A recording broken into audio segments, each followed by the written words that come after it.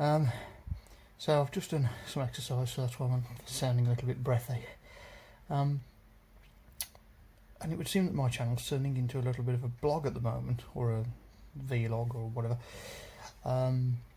because I wanted to share a dream that I had last night. Now, I don't usually hold much truck with dreams, meaning things, but after the previous night's unpleasantness, last night's, I don't know if they actually did hold a message, but so the first dream that I had, I'm not sure if I woke up in between these two or if there was just some kind of transition, but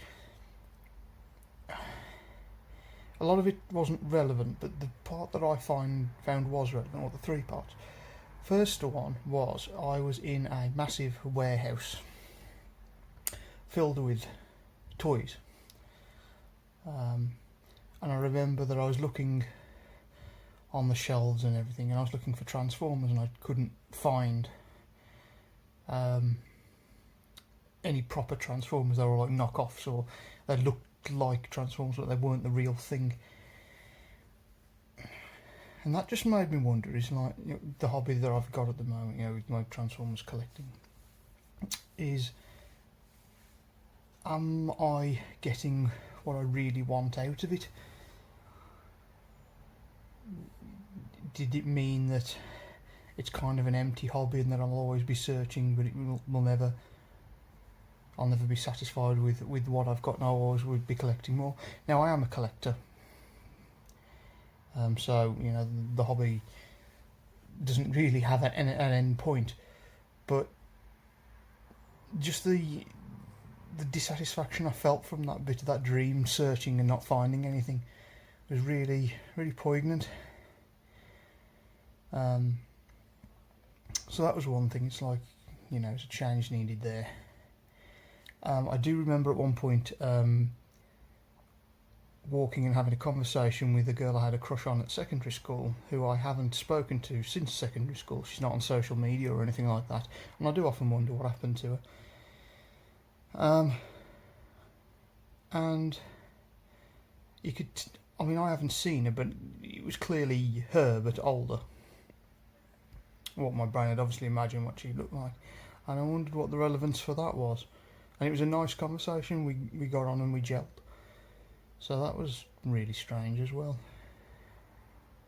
But then the last bit of the dream, excuse the drilling outside. The last bit of the dream was I'd been working in a factory, and it was a labyrinthine kind of factory, and I wasn't particularly happy there. I don't remember the ins and outs much, but I do remember getting out of there.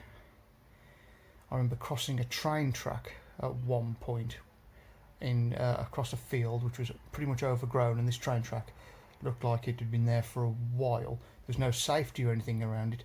I remember walking up to it and realising that there was no safety barriers or anything, and it looked like there were live connections on the floor.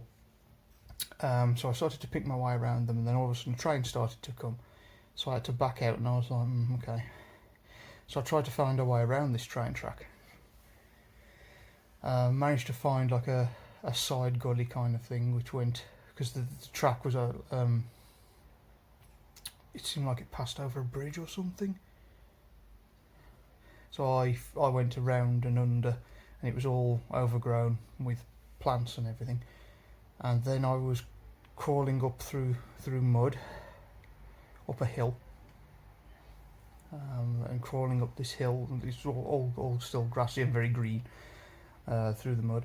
I remember thinking, if I can't go back at this point because I've got nothing to go back to. And then as I reached the top, I found a group of people, and for some reason they were in awe of me, and I don't understand why. And I remember one of them saying something like, oh, his hair will turn purple really quickly. And I don't understand what the relevance that was, because I don't particularly like purple. but they were shocked to see me, and they were like in awe of me, and I didn't stop and talk to them. I just carried on walking, but these people acted like they'd never seen me before, and yet they were, shocked. I was like, that's really strange. So I'm wondering if climbing up the muddy hill and meeting a new group of people signifies something. Now, it might be nothing. It could be just, my brain making stories. But it's just weird that all three of them I can see some kind of meaning in. It's a lot of taking the plunge. It's a lot of leaving the past behind. It's basically scrapping everything and starting again. Not sure if I have the courage or the resources to do so at the moment, but maybe that's what I need. But definitely something to muse about. I just thought I'd take this down because, like I said, it was very, very poignant. There were other bits as well. It was like we were in somewhere like Merry Hill. I was in somewhere like Merry Hill, and it was like by the Abraham Derby and that entrance, and it was like two doors. It's like I always thought it was weird. There's a door on the Abraham Derby, and then there's a door to the side which leads into the centre. But then there's also another door that leads into the Derby. And I was wondering if that meant something along the lines of multiple doors leading to the same place.